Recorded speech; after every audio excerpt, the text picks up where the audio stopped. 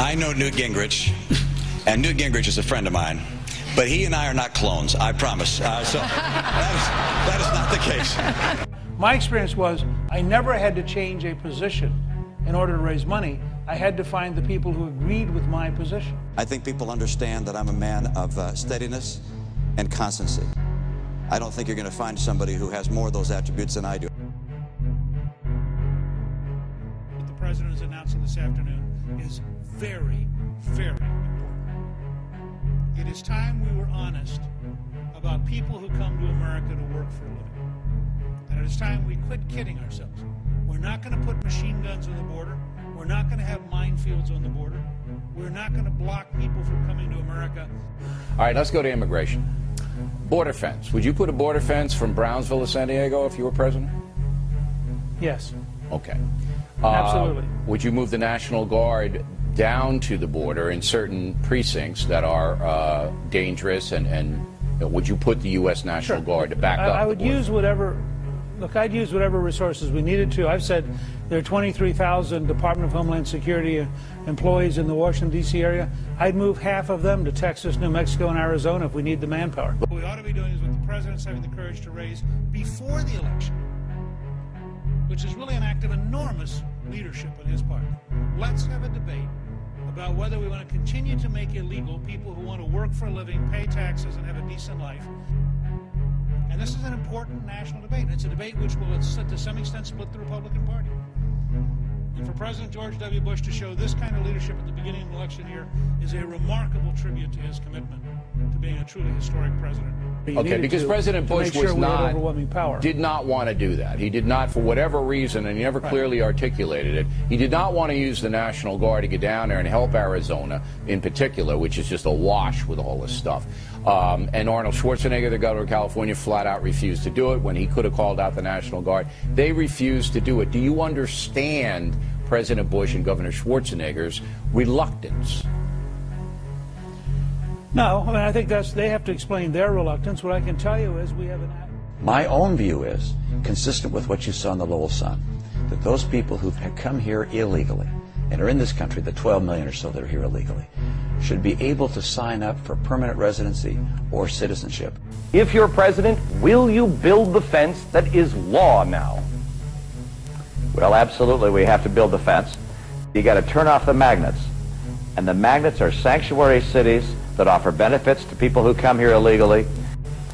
And then also, it's the sanctuary employers, people who hire people that have come here illegally. It's unfortunate, but Mitt generally criticizes people in a situation in which he's had far the worst record. For example, in his case, there were 6 sanctuary cities. He did nothing about them. There was even a sanctuary mansion. At his own home, illegal immigrants were being employed.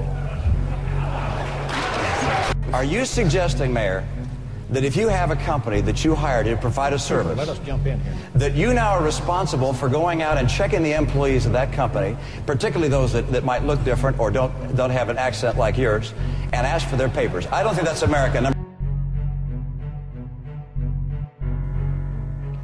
What's happened is we've grown a consulting industry so that instead of having the old-time big city machine bosses, you now have these consultants. And these consultants earn a living, and sometimes an extraordinarily good living. Because I don't fully understand it. Freddie Mac and Fannie Mae, that you, Gingrich Productions, or Gingrich Group rather, received a significant amount of money from Fannie Mae and Freddie Mac. Tell me, first of all, how much money was it? Well, I'm not sure the exact amount, but the reports are it's about $1.6 million. We're trying to work that out. I just don't have the numbers in the campaign because I'm no longer at Gingrich Group. Didn't go and lobby the executive branch. I didn't try to represent any position I didn't believe in beforehand. And I think that's a very big difference between being a lobbyist and being a strategic consultant. Let me tell you, I think we need to clean out the consultant world and the pollster world and understand that the rise in the age of mass media of the new bosses. And I did a fair amount, let me be upfront, I did a fair amount of work with Freddie Mac looking at it, consulting. I am personally of the belief that money plays a much more important role in what is done in Washington than we believe. This race, I understand, Ted Kennedy will spend about $10 million to be reelected. He's been in 32 years, $10 million. I think that's wrong and that's not his own money. That's all from other people. And to get that kind of money, you've got to cozy up as an incumbent to all of the special interest groups who can go out and raise money for you from their members. And that kind of relationship has an influence on the way you're going to vote. These kinds of associations between money and politics, in my view, are wrong. I think we have to really become much more vigilant in seeing the impact on money, and I don't care how it's organized, on money and politics. Mitt Romney received at least $1 million from a so-called mystery company that has since dissolved only months after it was formed. Records obtained by NBC News reveal the $1 million donation by WSpan LLC, formed back in March by an attorney in Boston. On July 12th, that same attorney, Cameron Casey, dissolved the company, which made the donation to Restore Our Future, Mitt Romney's so-called super PAC. I also would abolish PACs. You probably have one. I don't like them. I don't like the influence of money, whether it's business, labor, or any other group. I do not like that kind of influence. What happened is Restore Our Future, which is the pro-Romney super PAC. Just to be clear, Romney formally doesn't run it. This is run by former aides to Romney to boost his candidacy and supposedly independent. In any case, they reported their first filing of the year just last week, that they had raised $12.2 million, including 4 $1 million donations. Now remember, because it's a super PAC, it's not restricted by these $2,500 limits for others. So one of those $1 million donations was from this company, WSpan LLC, listed at 590 Madison Avenue in New York. No indication who this was, who's behind it, and the company has since dissolved, raising the question, was it created for the sole purpose of making this $1 million donation to Restore Our Future? Remarkable. I did hear that there was a company formed which gave your campaign $1 million. Do you remember this a few weeks ago? So can you explain that? Yeah, there's a guy named Ed Conard who had a company. I think he was going to give to a bunch of candidates, and then he decided not to. And we gave $1 million to a PAC that supports me, and then he said, "Oh, it's me." Yeah, and well, there's no need for him to have the company if he's not going to give to other candidates. So he gave to me. He's given to me before, one of my partners, so it's not hidden. It's all out in the open.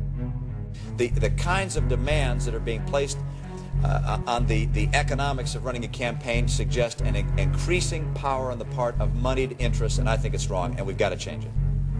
But that is, see, there's the spirit of something, and then there's the legalities of something. And it just seems that this company was formed just in relation to the Supreme Court ruling to give money to your campaign and then dissolve itself.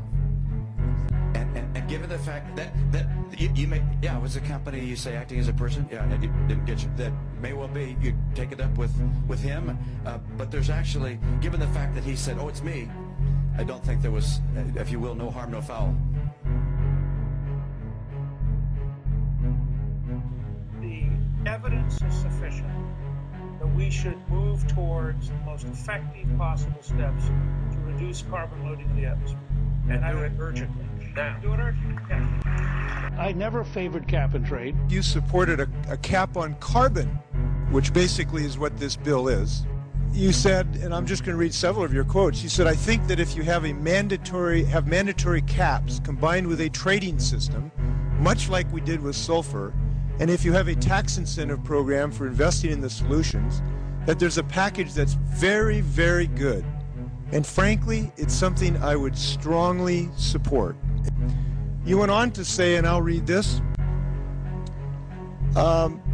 I think, I'll just read the last paragraph, "I think that we're right at a tipping point where you could begin to imagine the development of an entirely new generation of systems, where you had a combination of a carbon cap with a trading system." I never favored cap and trade.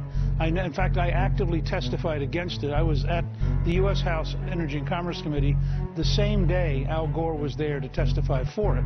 I testified against it. I could strongly support an incentivized bill to maximize new technologies and to maximize green technology. Now, if you want to write a bill that covers the 2,000 most polluting places and say, fine, those 2,000 are part of cap and trade, I'd be glad to look at it. Could I include, as I said in the, if you include, as I said in that quote, very strong incentives, I'd be glad to look at it. If you include prizes, I'd be glad to look at it. Did you support cap and trade?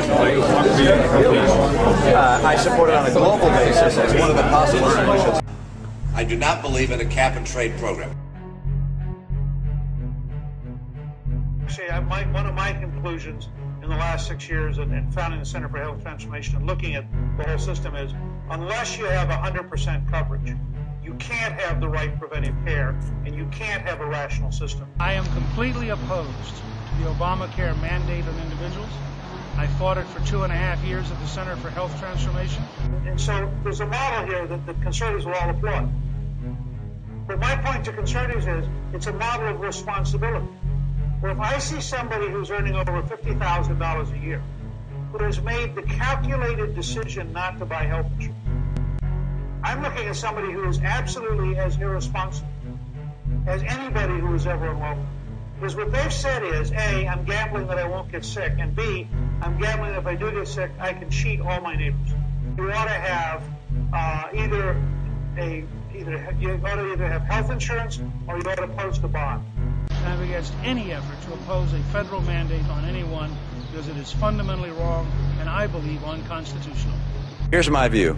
If somebody can afford insurance and decides not to buy it, and then they get sick, they ought to pay their own way, as opposed to expect government to pay their way.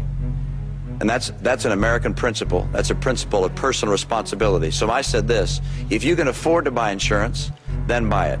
You don't have to if you don't want to buy it, but then you got to put enough money aside that you can pay your own way. Obamacare is bad law constitutionally. It's bad policy. It's bad for American families.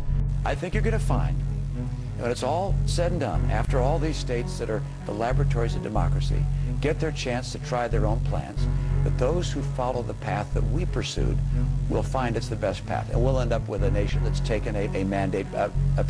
In the last campaign, I was asked, is this something that you would have the whole nation do? And I said, no.